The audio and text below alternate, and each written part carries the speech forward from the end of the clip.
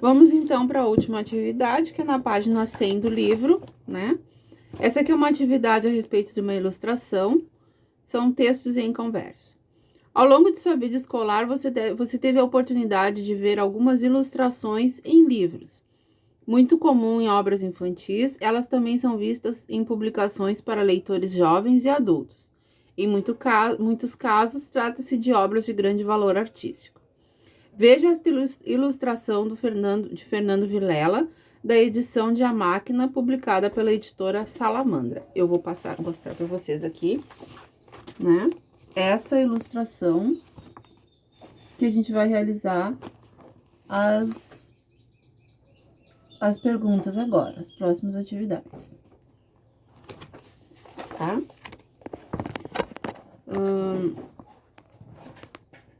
Que aspecto do enredo está sendo representado na ilustração? A gente pode observar ali, ó, né, que o aspecto que está sendo representado é o fato das pessoas, de ser comum as pessoas partirem, né, de Nordestina e irem embora de um lugar para o mundo, né? Então, o que ele está fazendo ali? O bonequinho está com a malinha na mão, né? Saindo de um lugar, indo pro mundo, como se aquela cidadezinha, aquele lugarzinho onde ele vive ali, no caso Nordestina, não fizesse parte do mundo, né? Como se fosse um lugarzinho fora. Explique o emprego da palavra mundo nesse contexto. Qual é o emprego? Por que fala mundo, né? Ele mostra como se aquilo que eu acabei de falar para vocês, como se a cidade fosse um lugar tão isolado que não fizesse parte do mundo, fosse um lugarzinho fora, alguma coisa. A gente costuma dizer que a gente tá vindo de outro planeta, né? Parece que veio de outro planeta, então a cidadezinha de Nordestina, onde ele vivia, não fazia parte do mundo. Por isso que ele coloca ali tem a plaquinha, né? Mundo. Número 3. Com base nos capítulos do romance A Máquina, reproduzidos na leitura 1, quem é provavelmente o personagem retratado? Né? Isso aqui a gente já viu. Então, o personagem provavelmente é Antônio, já que este foi o único personagem masculino individualizado nos capítulos iniciais. Então, o que a gente tem que fazer? A gente tem que voltar lá para a leiturinha 1, né? Para poder compreender essa ilustração aqui. Como provavelmente essa ilustração está dentro da obra, então ela faz parte de um contexto maior. Então a gente vai observar, a gente vai conseguir entender muita coisa da ilustração, tipo assim, ó. Como é que eu sei que é nordestina? Como é que eu sei que eles estão falando da cidade nordestina? Porque essa informação tá lá no texto, na leitura 1. E aqui a gente tem essa ilustração como se essa figura fosse um complemento do texto número 1, né? Então, a gente sabe que provavelmente esse bonequinho que tá aqui, esse rapazinho que tá aqui é o Antônio.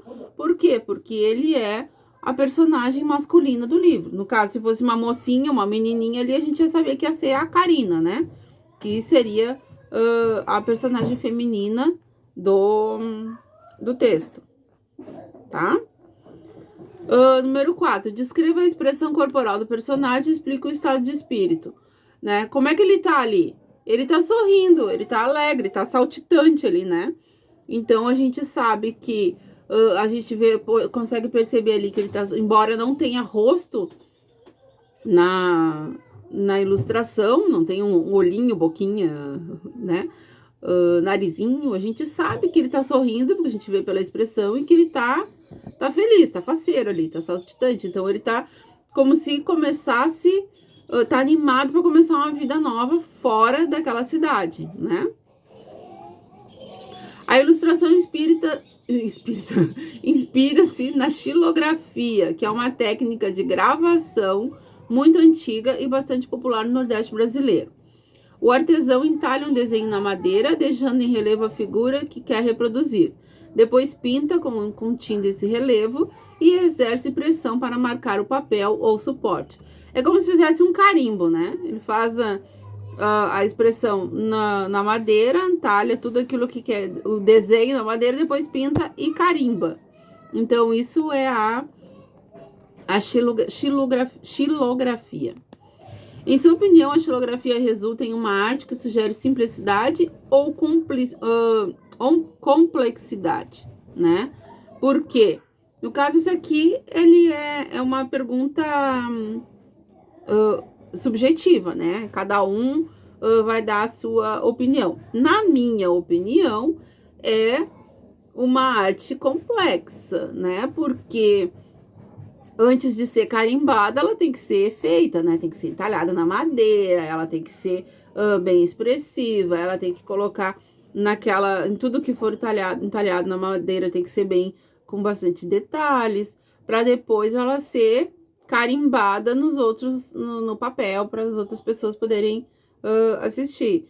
E mesmo assim, olha, vocês conseguem perceber bastante detalhes ali, tanto que a gente consegue ver até o olhinho, a boquinha ali, ver que ele tá sorrindo. Para mim é algo mais complexo, assim, não é tão simples, né? Mas aí é da opinião de cada um. E a letra B, o que pode justificar a opção do ilustrador por seguir as características da xilogravura?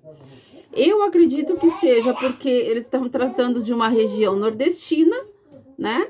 E esse tipo de arte, ele é muito comum nessa região. Então, é algo que faz parte do dia a dia, é algo que faz parte da cultura da região, que é onde a história se passa, né? Onde toda a história está ambientada, né?